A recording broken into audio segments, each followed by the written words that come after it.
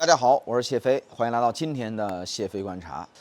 今天啊，我們就聊一個雖然說是老調重彈，但似乎呢一直沒人能給講透的這麼一個話題啊，就是中東的主流權威報紙呢《金字塔報》最近呢發表了一篇評論文章，那就提出了一個值得深思的觀點，就是目前啊中美關係呢正同時深陷兩大陷阱之中，也就是說學界呢所說的這個修昔底德陷阱和金德爾伯格陷阱。文章就表明啊，說中國呢已經基本上就跨過了第一道坎儿，所以呢第二道坎兒能不能解決，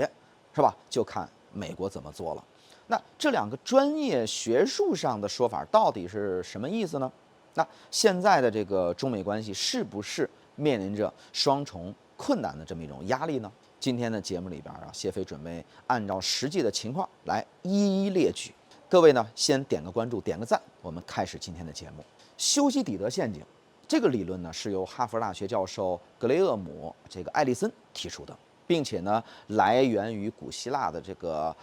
伯羅奔尼撒戰爭，就新城邦也就是新興城邦雅典迅速发展起來，給老牌強國斯巴達帶來嚴重的這個安全威脅嘛。於是呢，兩者之間發生了全面戰爭。艾利森呢，曾經對過去500年的大國競爭的歷史進行了這個整理和歸納，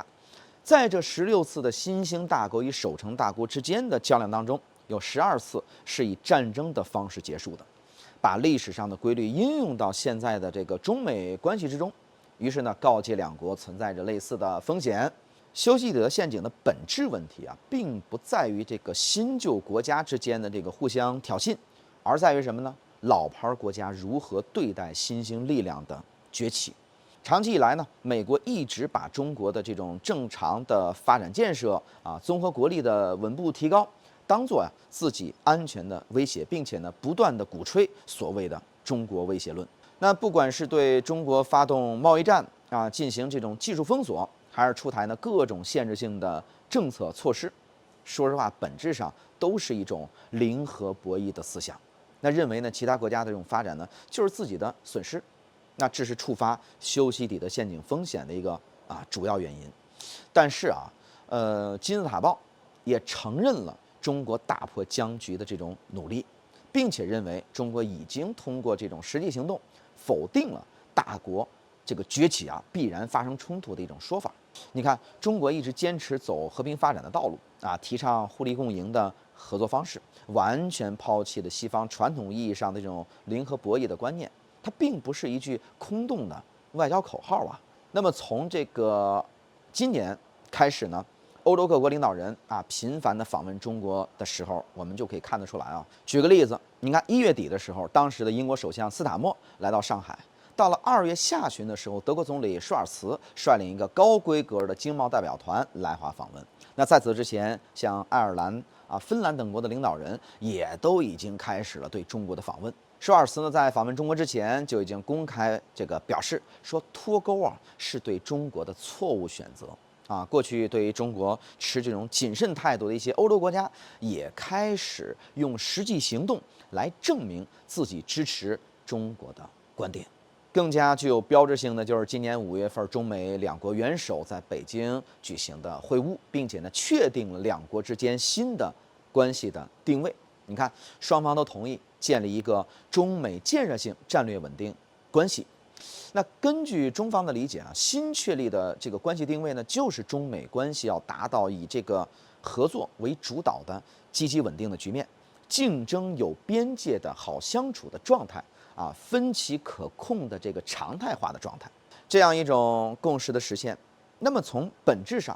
就削弱和消除了修昔底德陷阱當中的衝突因素。和已經被破解了的修昔底德陷阱相比，金字塔報認為這個金德爾伯格陷阱是目前反而更為棘手的問題。好了，什麼是金德爾伯格陷阱呢？可能大家伙聽着好像挺新鮮的。那麼這個理論最早是由美國經濟學家查爾斯·金德爾伯格提出的並且後來被哈佛大學的教授大名鼎鼎的约瑟夫·奈加以發展和完善而廣為傳播。這個約瑟夫·奈是國際著名的政治學者，也是軟實力的這個概念的提出者。去年5月6號去世。當時也是引起了這個國際學界的廣泛的關注。我當時也做了節目，對他表示紀念哈。好了，咱们说回到金德尔伯格的理论，他的基本的思路就是二戰以後，美國依靠這個布雷頓森林體系，利用這個世界銀行國際貨幣基金組織、關貿總協定等等這些國際機構來充當全球秩序的維護者，對吧？並且呢，控制着全球經濟貿易和政治體制的一個基本的運轉。但是如果主導全球秩序的大國主動收縮，放棄國際責任的話，那就有可能出現什麼呢？全球治理的權力真空啊，從而導致全球秩序的動盪和混亂。你看，當前的國際秩序也正好符合上述的預測。從25年開始，美國一直推行這種戰略收縮的政策，並且呢，相繼退出了巴黎協定、世界衛生組織等等重要的國際組織。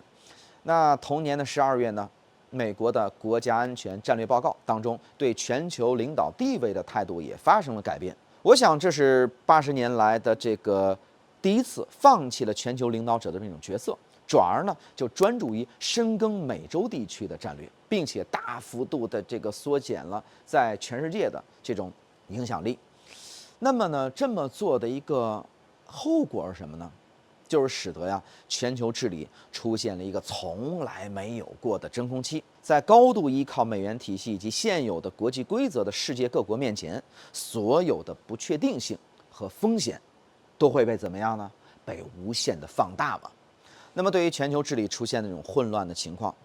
中國給出了一個解決方案。到2025年，在這個上合組織峰會當中，中國會系統性的提出有關全球治理的一些建議，並且強調主權平等、國際法、多邊主義，包括聯合國機制等等這些基本的原則。希望各個國家呢都能夠平等的參與到國際事務當中來，並且呢共同分享國際上的發言權。那該種治理方式呢，不同於以前的那種由一個霸權國單方面呢決定全球秩序的老一套的做法，而是採取共商、共建、共享的方式來彌補全球治理當中的空缺部分。一經提出呢，就得到了全世界範圍內的這種積極響應和支持。但是我們要明白的是要打破這個金德爾伯格陷阱，僅僅依靠中國的努力那是遠遠不夠的。困局的根本原因仍然是在美國內部。那麼也就是說呢，美國是否能夠擺脫這種僵化的對抗思維，用務實和合作的方式去解決中美之間的問題呢，並且承擔起自己的應該有的國際責任呢？就是您先把聯合國的會費先交了，這將會直接影響到如何解決這個全世界的問題。中美北京會晤所達成的建設性戰略穩定的新定位是好的開始，但是從共識變成實際行動中美雙方，特別是美國方面，還有很長的一段路要走。好了，感謝收看今天的謝飛觀察，希望各位呢點關注，同時把這期視頻，大家有心者可以加上英文的字幕，轉發分享出去，讓更多朋友看到，尤其是發到這個海外的網站上，發到這個美國的社交平台上，讓更多的美國的有識之士都能夠看到，引起大家廣泛的討論。我們一起來這個聊一聊這件事兒，以及怎麼樣打破這個過去的舊有的這麼一種這個大國發展的這種障礙，使得世界能夠更好的、更和平的向着更良性的方向去發展。好了，感謝收看今天的謝飛觀察，希望各位能點關注，我們下期節目再見。